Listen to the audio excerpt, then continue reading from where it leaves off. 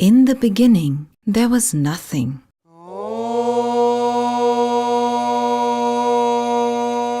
Pure potential, pure consciousness, pure mind. This was Purusha.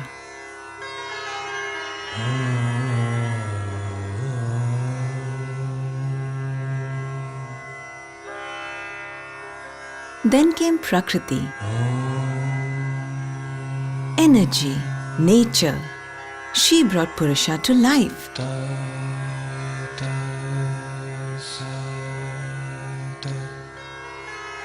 The entire universe came into being, and the earth came into being, the first animals. Then Purusha became Pashupati, lord of the beasts. He watched over the world with tenderness and realized that all creatures would suffer, endure pain and death. In compassion, he taught them the art of yoga. The first to hear this teaching was the snake Patanjali, and it was he who brought yoga to all mankind. They say that who heard him best was the serpent round his neck, Karkotaka, or Patanjali. And therefore Patanjali is visualized as a serpent because he sits next to Shiva and he heard every whisper and every breath. So he knows it better than others and he shared it with the world. Yoga is more than anything else, it's a practice, it's a discipline. It is your connection with something that is eternal, you can call it consciousness. It is that part of you that is untouched by anything. So yoga for me, as far as I understand, is to unite the body with the mind and taking body and mind together to be in par with the eternal, evergreen state of this self. Today, yoga is practiced by millions of people around the world. From the studios and gyms of America to the halls of culture in China, yoga has become one of the world's favorite holistic health practices. But what really is yoga? Where did it come from? What does its practice do for your body and your mind? How did yoga spread around the world? Can yoga bring you into balance with your deepest self and nature? Indian thought has always celebrated imagination, which is mana, the mind. So we are called Manava, animals who can imagine.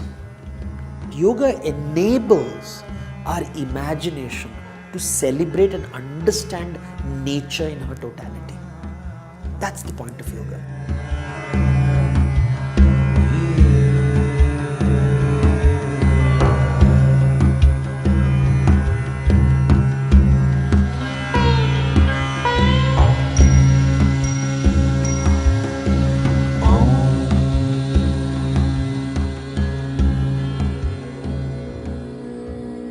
The human animal has always tried to control nature and tried to control his environment.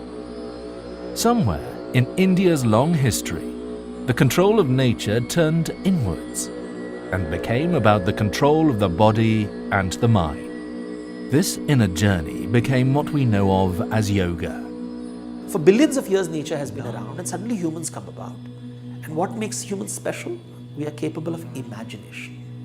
This imagination is Purusha and Prakriti is nature, and this conversation between the two is the birth of creation. And so we are always in conflict with nature, which nature says you are just another animal, and I'm saying no, I'm special. And so my fear starts crumpling my mind. I refuse to accept reality, and this is the birth of Aham. Me, I am important. Yoga is the opposite, unraveling of it. You start opening it. And when it completely opens up, when it reaches that state, it sees the world as it is, not the way I see it. The origins of yoga are shrouded in mystery and mythology. We find many clues in the practices of Himalayan shamans, as can still be seen in Tibet and Nepal today, where the Lord of the Beasts is still revered.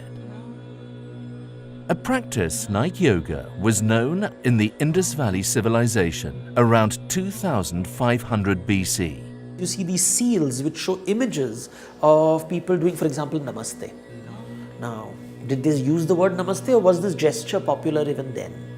You have people sitting in a yogic, what is called a bhadrasana, what is we now call the throne position.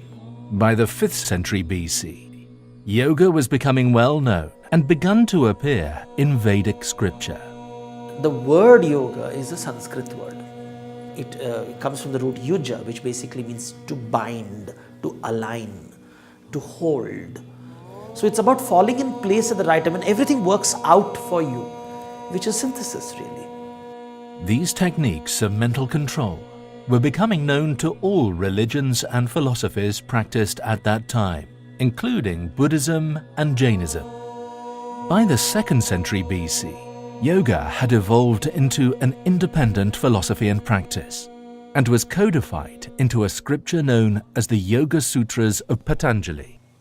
Atha yoganushasanam yogaha chittavritti nirodhaha tada drishtuhu swarupe avasthanam. Visualize thousands and thousands of sages talking about this. One of them happens to be no Sanskrit. One of them happens to be literate and is eager to write it down. So Patanjali's Yoga Sutra is one document. It's not the whole wisdom. It's written as a sutra. Sutra means a seed, which has to be put into your mind and into plant, and it will transform into a plant. The purpose of yoga is to still the mind stuff and unite the basic human consciousness with its original state of complete consciousness, or Purusha. It then goes on to say that the human being is made up of 5 layers or koshas that act in unison. The 5 koshas are layers. Energy, prana, which is the life force energy, moves between all of them and always keeps them connected. You talk of the sheaths. The Taittiriya Upanishad has a fascinating theory. They talk of the 5 sheaths, the Panchakosha, the Annamaya Kosha, which is our physical body, the Pranamaya Kosha, which is our astral body, the Manomaya Kosha, which is our mental body, the Vijnanamaya Kosha, which is our higher overmind, and finally the Anandamaya Kosha, the blissful sheath. So we have to cross over the bridge on the physiological body, from the physical body to mental body. Then using the mental body, we have to understand, discriminate each and every part. Then naturally you find that each and every cell in the system has its own intelligence, has its own memory, so that the cells can take of the body for me to think of God, the higher level of spiritual life. To align the koshas together, Patanjali prescribed a system called Ashtanga, or the 8-limbed path. The first 5 parts are the discipline part of it, the doing part of it. The last 3 parts of the 8 are internal. They are the outcome of practicing the 5. So yama and niyama are the first 2. Yama refers to how you behave with internally, how you experience the world, how you conduct yourself. Niyama are rules. Niyam means a rule or a discipline of physically living, how you behave in conduct with yourself and with the world around you. Then you come to asana, which is your connection with your own physical body. Then you come with pranayama, and the whole purpose of asana is to prepare the body for pranayama, so that when you breathe, that prana can circulate completely, access different parts of your body. And then you come to pratyahara, which is restraint. Pratyahara actually means to withdraw the senses, but it doesn't mean detachment or to go into a mountain. It means to not identify unnecessarily, not be too attached to something, not be too detached from anything either. So balance, the best word is balance. And then you come to dharana, dhyana and samadhi, which are called the antarangas. They are the internal limbs of yoga, because If you practice the first 5 limbs, then they are the outcome. Your ability to focus, your ability to meditate on something, and your ability to access union with true self, with that consciousness, which is what samadhi is. So yoga is bringing the ashtanga together in order to bring the koshas together, in order to achieve samadhi. So yoga is both the practice and it is the goal. By the early part of the first millennium, yoga had become integrated into mainstream Buddhism, Jainism, and what later became known as Hinduism, with the writing of the Bhagavad Gita. The Gita describes 4 yogas that anyone could practice in life. There is the Jnana Yoga, which is the way of knowledge, the way of discriminative knowledge, of being able to see what is real and what is unreal. Another way is the Bhakti Yoga. Now, the Bhakti Yoga is the yoga of devotion. If the Jnana Yoga is the way of wisdom, the Bhakti Yoga is the way of devotion, the way of love. The third path of yoga is what might be called the Karma Yoga, the way of the hands, of action. But not any action. Action dedicated to the divine. And then the fourth, and in some ways the most fascinating path, is what is known as the Raja Yoga, the royal road. And that involves the breathing practices, the Hatha Yoga, what people in the West look upon as yoga, which are the physical exercises, are only one small part of the Raja Yoga. But I would say these are the 4 major paths. You can do 1 or 2 or 3 or 4. You can combine in whatever way you like. But you have to make a conscious effort if you want to grow spiritually. I don't think it happens automatically.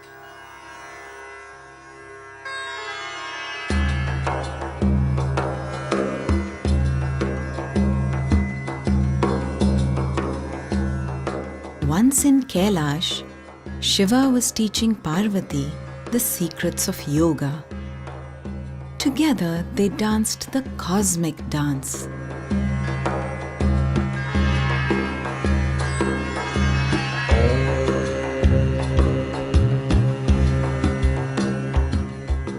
A fish who had swallowed a fisherman came upon them by chance and stopped to watch. As Shiva revealed the secrets of yoga to Parvati, the man inside the fish also listened carefully. When Shiva realized they were not alone, he was pleased and continued to teach the fish. He named the man Matsyendranath after the fish he was in. Shiva then sent him back to teach the world yoga. And this is how Hatha Yoga came into being. Now, why fish? Because fish is movement. It's not stillness. He comes to Kailas, which is stillness, and the fish, which is all about movement, tells the world. So Matsya as a means, it means life, it means movement, and he discovers the secret of stillness. He becomes the Nath. He shares it with the world.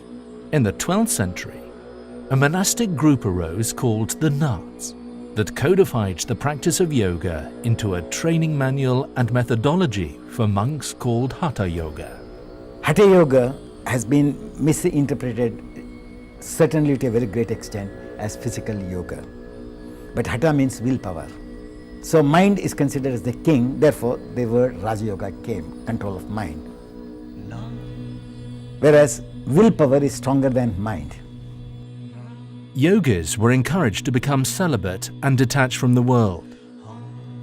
And over 84 asanas were developed to tune the yogi into a higher state of physical and mental consciousness.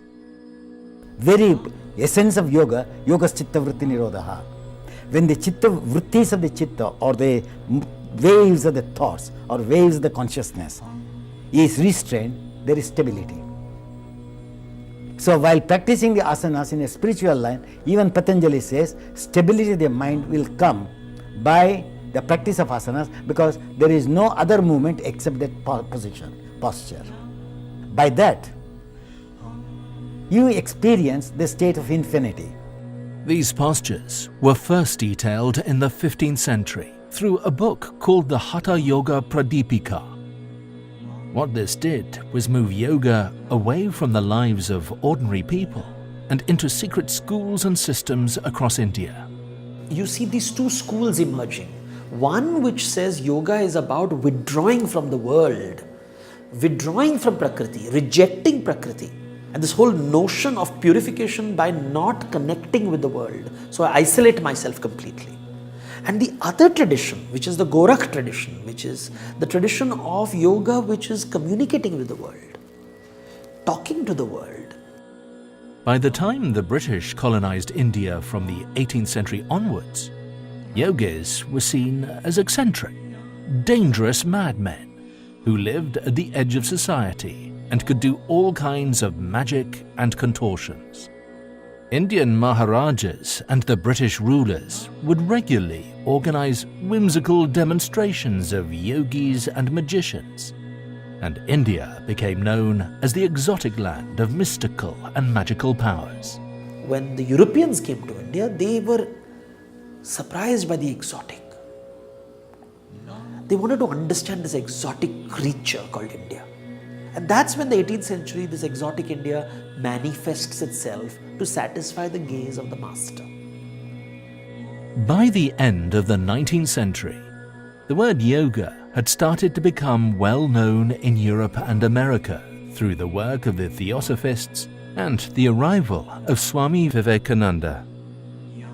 He taught Americans the ideas behind Raja Yoga, and his little book became a Bible to all spiritual seekers and mystics in that period. In India, the Maharaja of Mysore was a great patron of yoga. His teacher was the legendary Krishna Macharya. Iyengar was his star student and gave most of the demonstration popularizing Hatha Yoga in Mysore and across India. In 1952, Yehudi Menuhin and Iyengar became good friends, and he arranged for Iyengar to demonstrate yoga in London, Zurich, Paris, and New York's Carnegie Hall. Audiences were amazed at Iyengar's yoga, and by 1966, he had published his first book called Light on Yoga. In the next few years, this became the Bible of the new yoga movement spreading around the world. The West, because of the Greek influence, has always celebrated the body. It has celebrated exercise. And suddenly see these people who are also talking about the body, but in the complete opposite way. There's no conquest. In fact, it's the opposite of conquest, killing the urge to conquer. It just says, look inside. Calm down. Life is not so terrible. Sit down. Breathe. Your body has the answer, your breath has the answer, your mind has the answer. These are conversations that didn't happen before, and these executives are like, this is like manna from heaven. I'm very happy that yoga, which was forgotten entirely, now, like mushrooms, it has come everywhere, and at least they have made a beginning, and I am sure when a beginning has been made, after touching the gross, probably they settle in the subtlest as time goes by.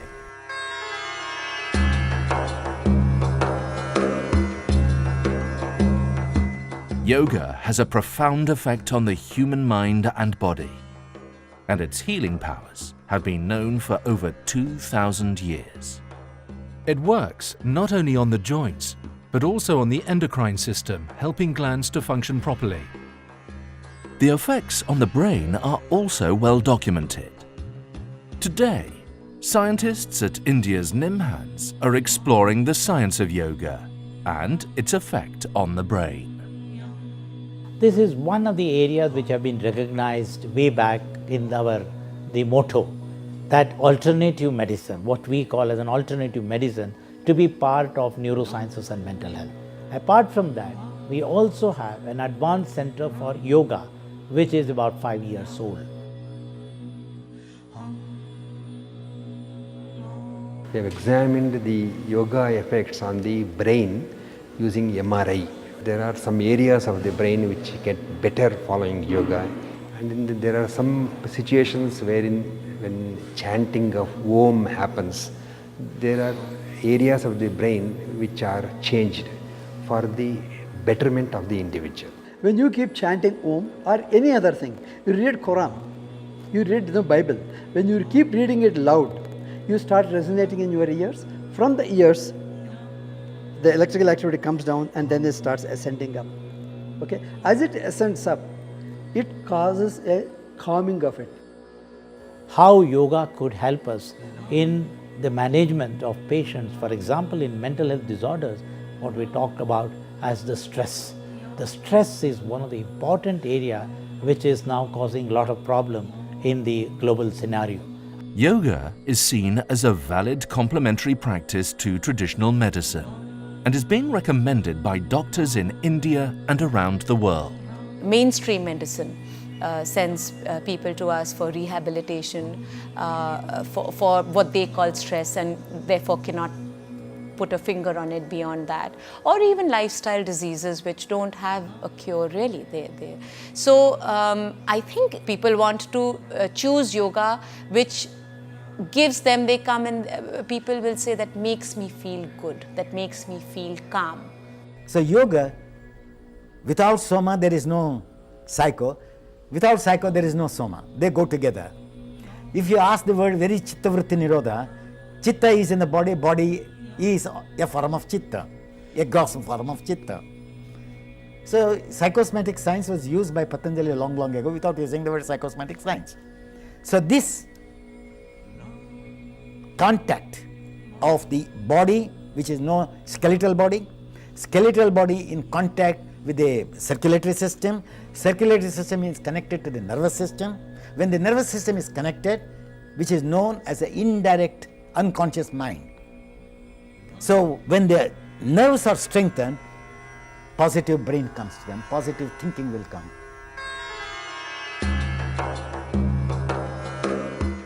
Today, over 20 million people practice yoga of some kind in America alone, and the phenomenon is spreading worldwide. In India, many advanced teaching and research institutions provide students and wellness seekers with access to some of the world's best teachers and practices in yoga. I think yoga is something which is beyond a culture or a nation. As a country with a very rich and one of the richest heritages in the world, it is our responsibility to nurture it. Suddenly people are looking inwards. The lotus has unfurled a little bit, so you're feeling a little bit more calmer, happier, seeing there's a value in the body talks to the mind, the breath talks to the mind.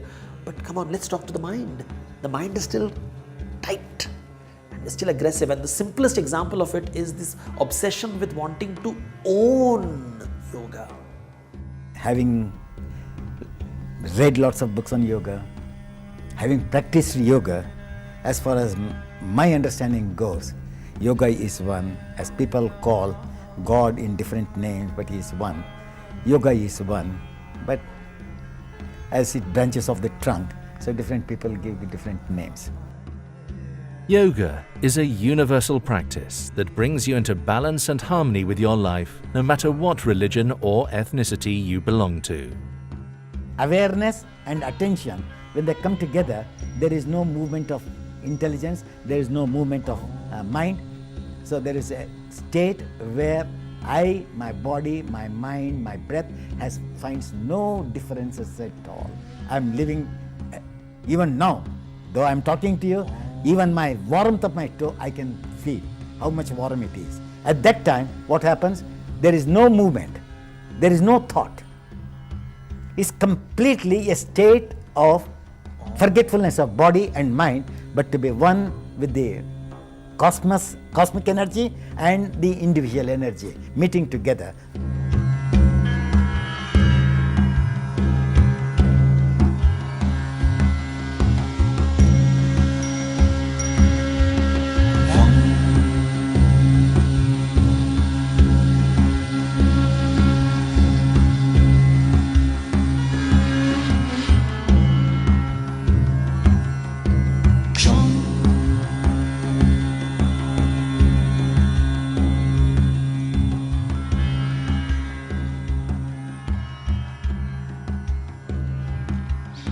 Shanti.